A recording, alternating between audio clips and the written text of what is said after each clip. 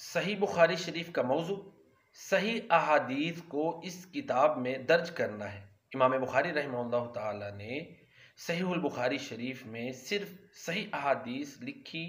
اور درج کی ہیں، چنانچہ وہ خود فرماتے ہیں لم اخرج فی ھذا الکتاب الا صحیحا،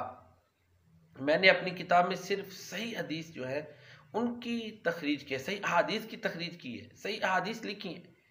خرجت الصحیح من 600,000 حدیث، 6 لاکھ حدیثوں میں سے صحیح 7,275 حدیث امام بخاری رحمہ اللہ تعالیٰ نے صحیح بخاری شریف میں درج کی۔